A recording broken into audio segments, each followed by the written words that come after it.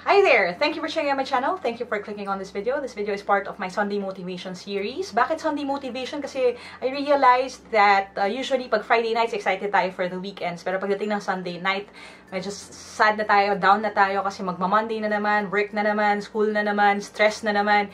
And so pag Sunday night, usually malungkot tayo. And I wanted to send something out into the world na positive that could help you be motivated as you face this new week head-on. Maybe something to color your next week. Babaunin para maging positive yung simula ng bagong linggo na ito. And today, we're going to talk about one thing, which is filter what you hear. Ngayon, bakit ko kailangan i-share ito sa inyo? Kasi I think it's something that lahat tayo makaka-relate, which is yung mga discouragements or discouraging remarks or mga negative comments na nakukuha natin sa ibang mga tao.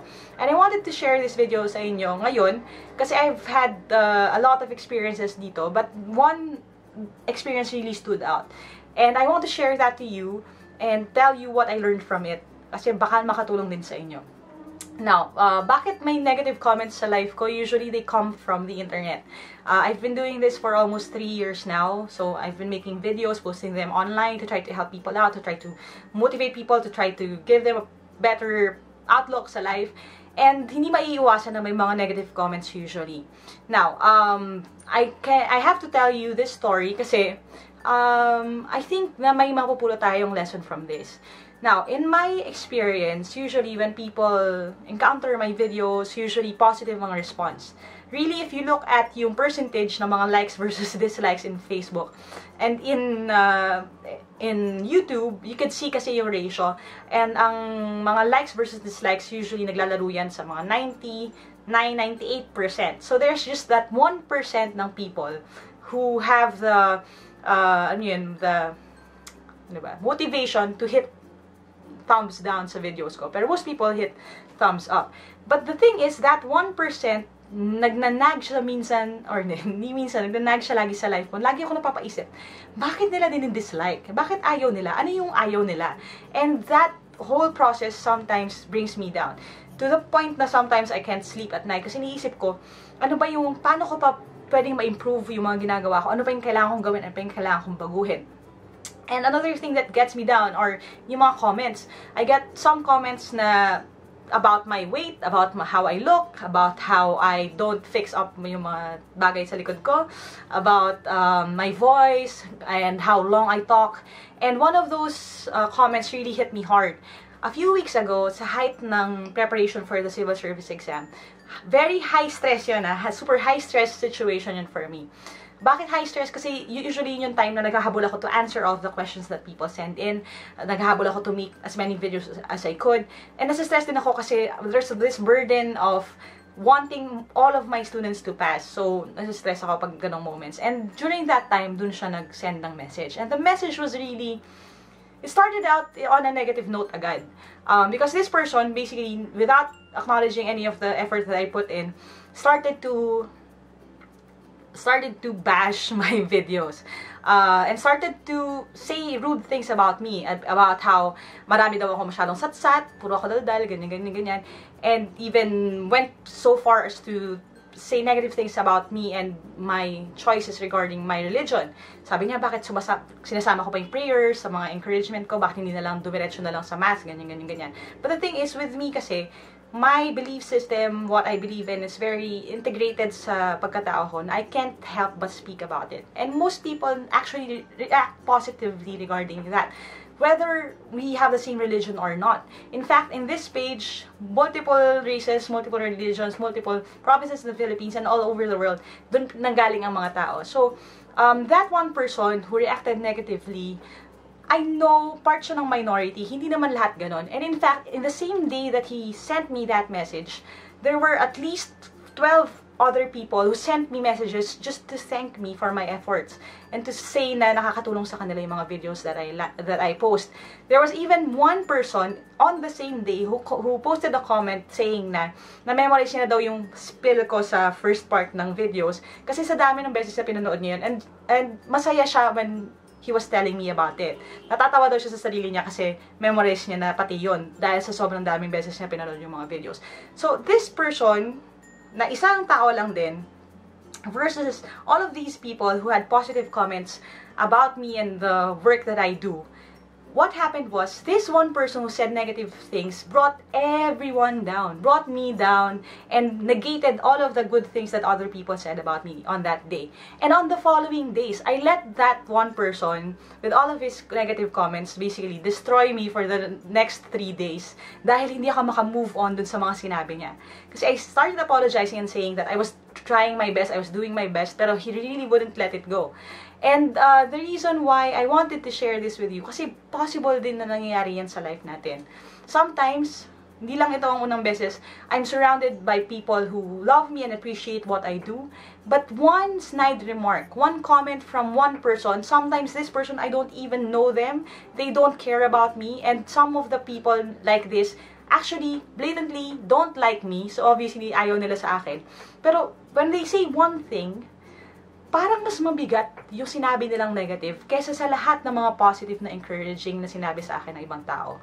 And so what I learned from this experience is this: you have to filter what you hear.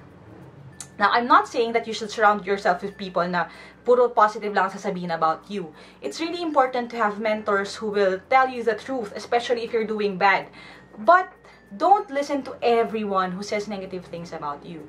Kasi if you do that, if you don't filter what you hear, there will come a time na maniniwala ka sa sinasabi nila. If ibababad mo sa utak mo yung sinasabi nilang negative about you, you will not notice it na darating ang araw na pinufulfill natin yung sinabi nila. And in my life, I've proven that a lot of times. I grew up thinking that I was the evil twin. Kasi kambal kami. I have a twin sister, an identical twin sister. And with her being more outgoing and more extroverted, mas madali siyang to find friends, mas close siya sa other people. Versus me, na I would rather have alone time in my room, spend the time with myself. May onting contrast doon. So, lagi na ako napagbibintangan na ako yung evil twin, siya yung good twin. And for a long time, I embraced that. I embraced that concept na ako yung evil twin, ako yung bad, ako lagi yung tiga-pagalit, ako yung laging tiga-sabi ng negative things. And eventually, dahil naniwala ako doon, I started to hate myself. And I embraced that identity. May thinking ako na, sige, yun naman ang sinasabi nila about me. So, sige, patunayan ko na lang tama na sila. But really, you shouldn't do that. One thing I learned in my life is this: when I separated myself from those people who said those things about me, I learned to love myself a little bit more. Kasi I found people who appreciated the same things that I did. And I never changed. I didn't change naman the things that I said. Pareho lang din naman sinasabi ko, but with a different crowd, naging positive siya. What do I mean by that? I was with a crowd before. Now, when I say things like, I know that you can do it, or I know you can do so much more, they take that as a negative thing. Parang ang dating sa kanila, pinipressure ko sila, or hindi ako masaya sa kanila. So, I became a villain in that situation. But when I took myself out of that situation, I found people na when I say things like, kaya nyo yan, naniniwala ko kaya mo yan, you can do better, practice lang ng practice. Exactly the same thing, saying the exact same thing to a different set of people, actually made them more encouraged. Sasabihin, they say things to me, my students would say things like, Coach, I'm happy kasi pinupush mo ko to be better. Walang naniniwala sa akin before na I can be better. Ngayon may naniniwala na sa akin. So I didn't change, but since the people took it a certain way, it changed what I thought about myself. But when I found people who appreciated that part of my personality, I fell in love with who I could be as well. So, filter what you hear. What do I mean by that? When people say negative things about you, think about their intention. Think about, bakit nga ba nila sinasabi? Are they saying that just to hurt me? Kasi if they are saying that to hurt you, then don't be hurt. Kasi ibig sabihin yun ang intention, yung call word yung intention niya. If they're saying it for you to be better, then you should listen to them. Pero if they're saying that out of hate, out of yung need lang to discourage you, don't listen to them. Find people who will encourage you. Find people who will say good things about you. Para may pambalanse ka. And if given a situation like the one I faced, in which more people like it than those few people who don't, choose to listen to the ones who liked it versus those who didn't. Kasi it will rob you of the joy that the entire thing brings. Imagine what happened with me. Just because of that one person who said all of those bad things. For the next few days, I was so down. I couldn't make a new video kasi lagi akong nag-iisip, baka i-bash na naman, baka okay na naman. And ang pangit nung headspace ko nung time na yon. Sobrang malungkot ako. I was questioning life. I was thinking, should I keep doing this? But the thing is, I almost stopped. And if I stopped making videos at the time, dahil lang because of that one person who said that, sayang naman yung potential for all of the other hundreds and thousands of people who appreciate my work. So the one thing that I do right now, which I encourage you to do, is this. When people say good things about me, or when they send me messages on Facebook or on YouTube, I take screenshots of the thank you messages. I take screenshots of the positive feedback, and then I put them in a folder. So when someone sends me a negative comment, or meron siyang binabash niya ako about how I look or anything like that, when I feel down, what I do is I go to that folder filled with people who appreciate me, and then I look at those comments, and then I feel better. Kasi the reason why I feel bad is because I look at these negative comments as heavier than these positive comments. So when I see, just looking at yung percentage nga, kasi before I didn't look at the percentage sa YouTube when I see the percentage na out of 100%, 99% pala yung nagla-like versus the 1% na nagdi-dislike, nakakabawi yun sa akin, and it encourages me more. So what do I want you to do? Filter what you hear. Don't take in everything bad na sinasabi sa inyo ng tao as the truth. Find people who will encourage you. Ako kasama dyan. I'm going to encourage you if you need encouragement. And really find joy in what you're doing. What you're doing may not be good or may not be great for other people, but really there should be people surrounding you, maybe your family or your friends. Some people na hindi natin minsan napapansin, or sinasabi natin, nanay ko naman kasi yun, kaya mabait siya sa akin, or best friend naman kasi kita, kaya binobola mo ko. And give weight dun sa kanilang mga encouragements or positive comments. Make sure that you also encourage people. So, when you find people out there or meron kayong urge to discourage other people, think of this video as well. Maybe you are the one naman who is pulling people down. So, when you want to make a negative comment, think of it na, should I say this out loud or just maybe say it in a different way? Should I be more encouraging din to other people para ma-encourage ka rin nila? Kasi one thing I learned then in my life is this, when you start being a happy person, nakahawa yung mga people around you. And the reason why I became an encouraging person dito ngayong mga panahon na to was because I met people who are like that. So special mention sa mga Del Rosario, especially kay Daddy Mark Del Rosario, belated happy birthday, because he was one of the people who was like that in my life.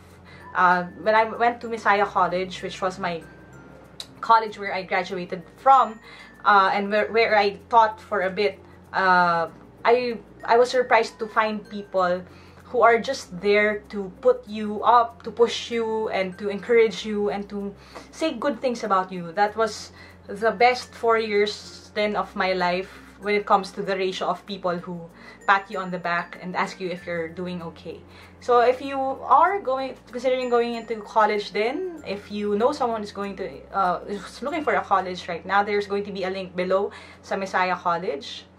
So you can find out more about that and about yung mga courses that they offer. So this is not a paid advertisement. I just really wanted to tell you about that, because one thing that Messiah College does really well is encourage people to reach their potential.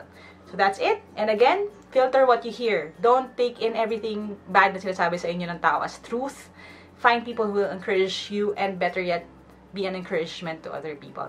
See you in my next video, and see you next Sunday.